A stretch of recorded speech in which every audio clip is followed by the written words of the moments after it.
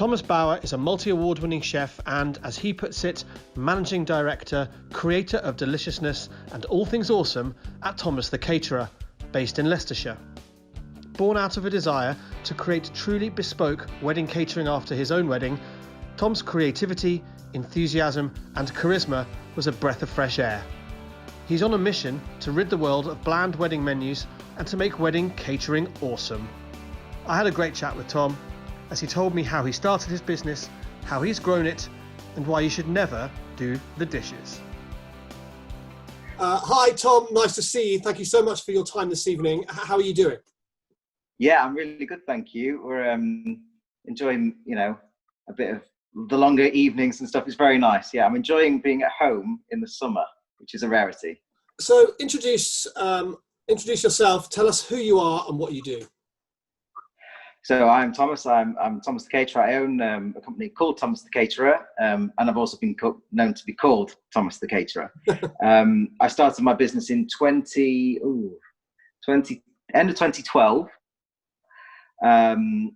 After being made redundant from my job, I was working in a conference centre, and it was pretty boring, to be honest. And I was quite glad of the redundancy. I had £1,000 in my back burner and knew that I was going to start a business that I'd always wanted to start. It was a business that I couldn't find when I was looking for a wedding caterer. So I was looking for someone who would just do the menu that I wanted. Obviously, I'm a chef by trade, so I really wanted to make it a business where someone could come and just say, I really want, I don't know, for the sake of something easy, macaroni cheese and beef shin pie. And I'd be like, then I can go, yes. And that's basically what Thomas the Caterer is based on. It's like, you can have whatever you want with a little bit of guidance from us, sure, but you can have whatever you want within this thing. And that's what I couldn't find when I was searching for me and my fiance, now wife at the time. And that's what then was born of Thomas the Caterer. So when you were made redundant, was the wedding industry on the top of your list, or did you have other ideas? How did it come to happen in the wedding industry? I definitely saw, because I got married the year before. I got married in 2011, and I knew that was definitely a gap in the market. That there was a gap for a bespoke caterer. Someone that could do whatever anyone asked them to do. I had the skills. I've now been chefing for 20 years. I was 10 years in or 12 years in at the time. My master failed me on an interview, and I knew that I could do whatever people asked. So it was just a case of then going for it. I've always been entrepreneurial. I've always wanted a business. So it was just the right time, I had support from my wife, or fiance that then was my wife, and it felt right to do it at that time. It felt really scary, like if my wife even saying to me, because we used to use the car to take food to wherever we were going. And once I've always removed the waste out of weddings. And once I had a very stinky bin and it leaked all in the car, and she was like, that's it, you're getting a van, you're buying a van. And I was like, I'm buying a van. This is for real. I'm going to keep doing this. That was the big commitment back then, was buying a van. I've got 5 vans now. Whatever. It's not the scary bit anymore, but it's just so funny, those little steps that you take along your journey. Within the wedding industry now, you set up your business. What is it that you love most about your job right now? I love 2 things. I love creativity and happy faces. So I love it when we do a consultation and I sit together with prospective couples, because no one's booked until they've given us the money, but we write a lot of menus, and obviously not everyone books. It'd be great if they did. And I love when people leave super excited about the menu we built for them. They're super excited about that macaroni cheese and shin pie. They're so excited, and I don't think that anyone. I feel like we're the only people, or at least I hope we're the only people that actually managed to achieve that they're giddy, driving home going, oh my God, I can't wait to see the quote in 2 days' time. I can't wait to see how much money I'm going to spend with this guy. That's the feeling that I want people to leave with. So definitely that excitement and creativity, and then actually fulfilling the order. People coming up to me who were just guests and going, wow, that was incredible wedding food. Thank you so much. And that's definitely the end goal, is to make sure that not just the bride and groom and the family, but random guests, I always call him Uncle Nobed. Uncle Nobed's really happy that he came to the wedding, because actually that was great food. And it doesn't have to be we're not a fancy pants caterer. We're not about fine dining. We're about making sure things taste great and look cool and are fun. It's not about, we're not Gordon Ramsay in that fine dining-esque style. It's more about like just making sure it tastes great and it's made with passion, and in turn that will then look great on the plate. That's a different sort of thing I feel that we do, as opposed to, I feel like a lot of people will just go for how it looks, and it's so important how it looks. If you treat it with care and love it and have passion for it, it will just look great naturally. So you set up your business, and obviously it's all weekend work, or very, very often weekend work, evening consultations, stuff, whether it's consultations at the weekend or actual weddings at the weekend. How on earth did you manage to balance the personal life with your business life, especially at the beginning? Well, at the beginning it was very easy. I mean, I had nothing to do. Like, I had no customers. I had zero money, so I didn't go out. I had that £1,000 that went and spent on plates, because that was a smart thing to do. Whenever you're starting a business, do sales before operations always. Like, make a sale and then go and buy the things you need. That's a good bit of advice. Top tips are coming later. Save that one. Yeah. It was very easy to begin with. The further I got in this, within having my business, I've also had 4 children, so that has been quite tricky to balance. But at the same time, I have the liberation that I'm able to just not go to work for a month if I need be. Don't have to report to Thomas Towers. I can just work from home. That's a really positive thing. Like, if you've got a job, like after 2 weeks of having a baby, you're back to the grindstone, or whatever that phrase is. You're straight back to work. Whereas I was like, nah. We had twins. Like, it needed more than 2 weeks. You should have 2 weeks per child that's born, in that sense. And it was really great that I could hang out at home, and we were doing a massive house renovation at the same time. It was all going on, Damian. It's not uncommon, right? It's not uncommon. People do that. They get married, they change job, or set up their own business. In your case, have 4 kids, do a house renovation, all within 6 months of themselves or something. Yeah. It's just one of those crazy things. But yeah, I think actually I feel like I was probably better off than most in that I could do whatever I wanted. I'm called the shots and was able to, like I say, not go back to work after the 2 weeks paternity leave or whatever it might be. But at the start, I found it very easy. I just spent a lot of time on Twitter because that's what I thought I needed to do. It's not. Although social media is very important. I did a lot of like trying to learn how to code websites and fail massively. I still can't now. Just learning. I guess learning is what I did all that time, and just figuring out what I wanted. Because at the start, I was driving 20 miles from like where we're based or where we're based to deliver driving 20 miles to deliver like a £20 buffet and driving home again, and then going at the end of it going, why aren't I making any money? And then I was like, of course, well, I've just spent 2 hours in a van driving a 20 quid buffet 20 miles away. Like, I'm just losing money hand over fist. It's interesting to hear you talk about the mistakes you made. And of course, as a business starter, we all make plenty. But if you had to pick the 3 things that you got right, the 3 things that have helped propel your business to success over the years, not necessarily at the beginning, but at any point, what would those 3 things be? Get a cleaner. I think and that actually is more so within, I have a cleaner at my house now, but more sort of at work. So I was washing up, so after a wedding, out of 100 plates to wash up on the Monday, Tuesday, because I didn't want to employ anybody.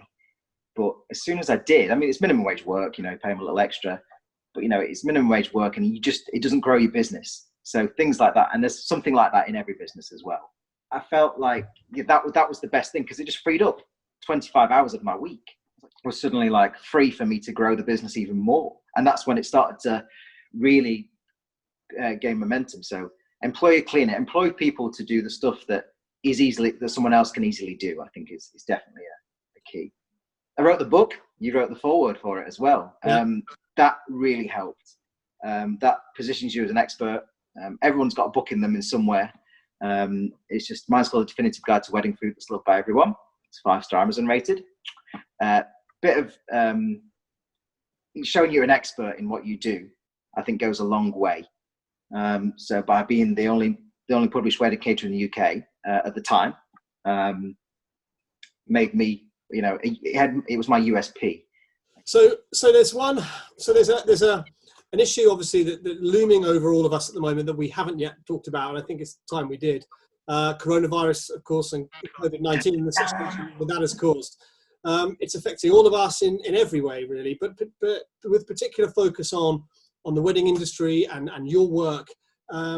Obviously, there are no weddings happening at the moment. So what are you doing to ensure that your business not only survives this kind of situation, but drives through it out the other side to further success in 2021 and beyond? Well, let's just say thank you to the government for the furlough scheme. That is incredible. Whether you know, whatever political views you have, that is ace. Because, you know, without that, there wouldn't be anyone. I reckon we'd all have gone under by now. You know, taking the labour cost out of a business is huge. So furlough is definitely a saviour. Having cash in the bank as well, like I say, I think that's really important. You know, I've always been really fiercely guarding the cash. I'm not saying I've got millions of pounds in the bank. What I'm saying is there's a buffer there. You know, I don't frivolously spend cash. I'm not saying we're loaded, going to wedding catering, guys. It's a hoot, you get paid tons. You don't, but you do get like, as long as you've got a lump there that you can cushion on, I think it's really important. And it's only very recently that I've managed actually to accumulate that as well. For a long time, I've had not hand to mouth, but, you know, churning the money through and buying new stuff. And it's got to a place recently where it's, you know, there's a little pillow there to fall back on, which is, I'm glad it's there at this point in the business life. What would be your advice to other caterers or other wedding businesses out there to make the most out of this lockdown process in order to ensure their businesses come out stronger on the other side? So, yeah, it's right at the start, actually. So Jodie from Sammy TP and I had a bit of a competition about making the back end of the website like super tight. So we both spent a lot of time, you know, so if you run on WordPress, this is only a bit of coding I know, going back to that, is to, you know, it gives you the Yoast skill. So for your SEO, and everything must be green. So it's like any blog that you write should be optimized to be found. Otherwise, what's the point in writing it? You know, every page should be optimized. On my website as well, its reviews should be optimized as best they can. You can't change people's words, but you can say that it was a wedding in Northamptonshire, for example, and that might then rank slightly. It was a game for us, and it kept us going for 2 weeks, solidly, like mindlessly staring at the screen, trying to make these words. Refinement is definitely the thing. Like, pick a topic that you're going to do, and make it as optimized as you possibly can. So, like, I know that the back end of my website now is all green. Sorry, I might have explained that badly. It's like a traffic light system. Yeah. So if you put a blog up, it's red. Like, why have you done that? You know, green. Oh, you get in there. Sorry, amber, you get in there. Green. Well done. You're going to get found for this. That's what I was getting at there. Things like that. Working out on systems. So I found when I was doing this, I found that like a lot of blogs that we'd written weren't optimized, and that my staff had written them, and that was great that they'd written them. Excuse me. But they didn't know what they were doing wrong. They thought they were doing a great job. You know, it was beautifully written, nicely written stuff. But when it came down to it and it being scrutinized by this piece of software, there was nothing like, it just wasn't being found. It was an amazing piece of content that wasn't being found because of just simple things like, we didn't tweet about it, so it didn't get indexed by Google. It didn't have enough keywords, or, you know, the pictures weren't captioned, you know, little things like that. So write a checklist, implement it into the business. We now use a thing called Trello, which really helps as well. And that was thanks Jodie as well. Shout out to Jodie. She showed me that thing. And that it was a game changer. Now everyone reports to that. We have like a flow board of like content we're writing, how it all gets optimized to make, because if we spent time writing it, we might as well get it bam. Working on automation, you know, like canned responses, things like just how do you respond to your initial email? Like, work on that. You know, how does the first inquiry come in? What are you saying to the people? You know, is it the right things? Test a couple of things. So, you know, right response A and response B, and see which gets the better response rate. Maybe go the one that does. Spending time to read as well. You know, I had a little pile upstairs of books, business books purely. I only read business books now, but that's because I really enjoy it. But spending time to read different books by different authors, people you've heard about, that's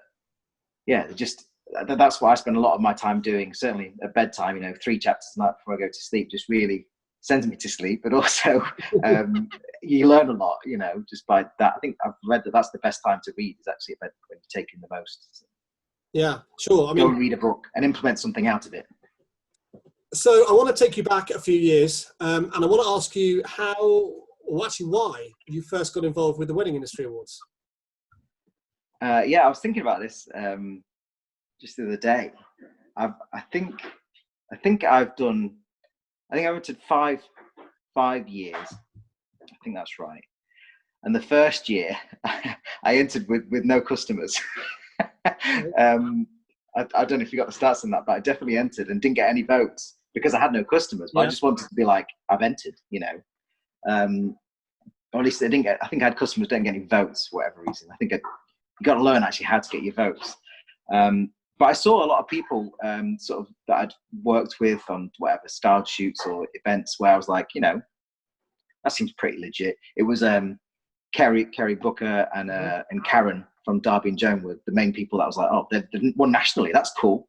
Like, I'm not doubting their skills, but I was like, well, I know them. Like, maybe I could win. That was my thoughts. I was like, maybe I could win. And yeah, I mean, obviously, lo and behold, I have in the years to come. But yeah, that was it. I think I knew that winning awards is definitely, again, that place to put you in the expertise category of, people do literally search for like, or they will go via to our website and go, right, well, who's the best wedding caterer in the East Midlands? Oh, that chap. Okay, let's give him a call, and people do that. We get that frequently. Well, I was going to ask you, how has your involvement with TWIA over the years impacted your business? Oh yeah, hugely. Yeah. I mean, I don't know the stats, so I can't quote on it, but we get inquiries, or even like at the start of every consultation, they say, well, how did you hear about us? And normally, actually, interestingly, it's my mum went on a website called the Wedding Industry Awards. It's often my mum went on the website because my mum wants to know that they're getting the best for their children with their wallet.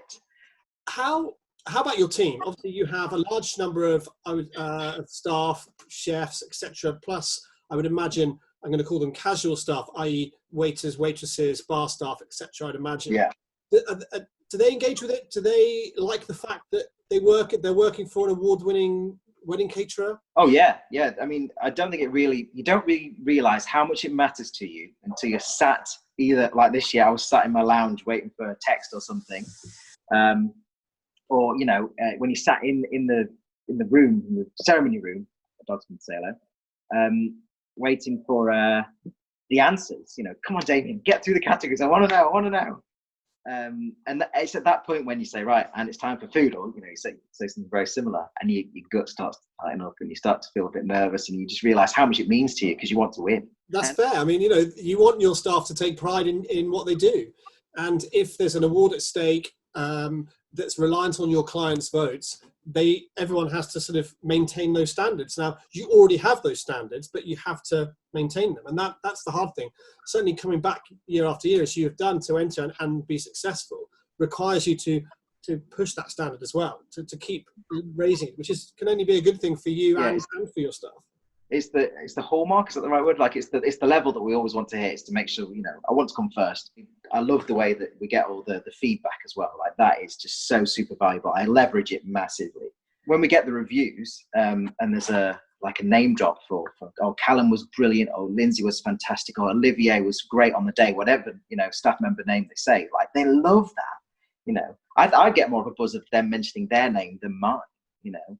It just seems more exciting that they've taken the time to remember who Callum is, this guy that works at their wedding, but then actually write it on a testimonial essentially to send into an award ceremony. Is brilliant.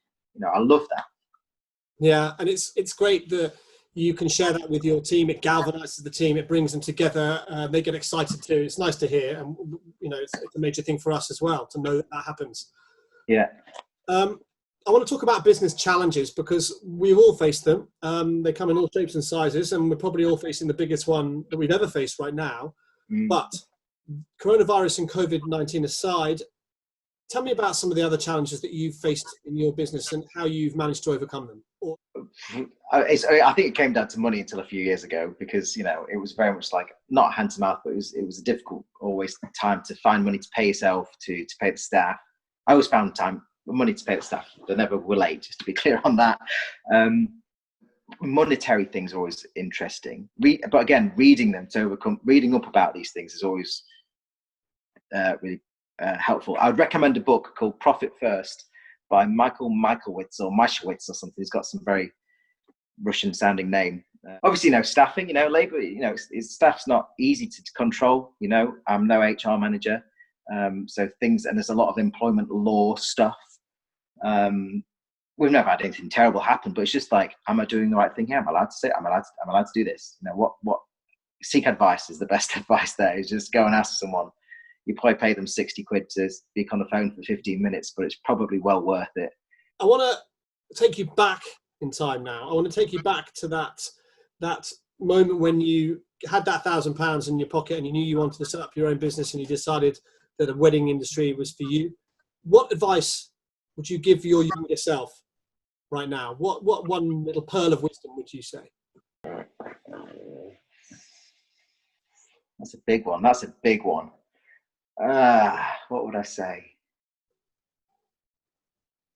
I think I would talk about systems. I think, and that's kind of hypocritical, because I definitely haven't nailed systems within my business. But it's a lot harder to nail them when you've started. If I could take the systems that I've got now and put them at the beginning, or watch out, Richard Branson, like here I come. I'd steam it, I'm sure. Even things like a picking list. Like what to pick to go on an event.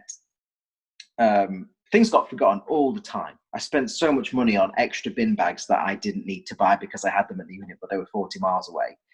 It also goes back to your talk about, you mentioned earlier about your staff, that you don't necessarily have to be the ones that are doing it. You've got a great team. They're only as good as the information you give them. So anyone can do that pick list, because there's the pick list. It doesn't have to be, it's not in your head, it's written down. Yeah, and it's foolproof then. And it also goes back to the fact that we often don't think we have time, even though it's well invested, but right now we do. So those are the sort of systems that can be implemented. So the advice is to systemize your business as you go along. It's hard to know what systems you might need at the very beginning, but put a system in place that you think is going to work, and then grow and develop that over time as you grow and develop it. It makes sense, but only in retrospect. And that's... Yeah, and it's really hard to do as well. It is really hard to do. Let's look forward to 2021 and 22 now. And I'm just looking for some pearls of wisdom, advice for business owners to keep them moving forwards, to looking in that direction rather than the pain that perhaps is being felt right now. I think I was forward planning. I'm just going to bring him into camera. Are you coming? Bring him in. What's his name? This is Hugo. Hey, Hugo. Are you a cockapoo, Hugo? He's a Yorkie poo. He's tinier. Yorkie poo. He's tiny, yeah. But good dog knowledge. I think having a vision to what you want to achieve is probably a really good idea, and we've got time to think about it now as well. So I read a book called Traction, which is another great one, Gino Wickman, who talks about working in 90-day blocks. So although you've got this big vision about what's going to happen in 3 years and 10 years, working in a 90-day block is just the amount of time that someone will be able to keep focus on something. So whether it's like, I don't know, I'm going to write a book in 90 days. Like, I can do that in 90 days. If it goes any longer, I'll probably lose focus on it. It's a natural thing for a human being, that 90 days focus is their thing. So I think, having a good sort of manageable chunks is another way of doing it. Like, look at a goal and go for 90 days. Right, we'll get that done by then. Nothing else. I'm just going to do that. No, I agree. As I suspected, Thomas, it's been so interesting to talk to you, to hear your thoughts about the positives and dare I say negatives of running your own business, but mostly positive. You can see that you're a passionate, creative individual, which is just inspiring to talk to, who's inspired to talk to. Thank you so much for your time this evening. I really appreciate it. We wish you all the very best for you and your brood, and Hugo there sitting on your lap. We also hope that you get back to work properly soon at events. Fingers crossed for that, for everybody involved. Again, thank you so much for your time. It's been great. Thanks so much. Oh, thank you so much. Thank you for everything you do for the wedding industry as well. I think I speak on behalf of many people that it's definitely the awards we were waiting for. So thank you so much for that.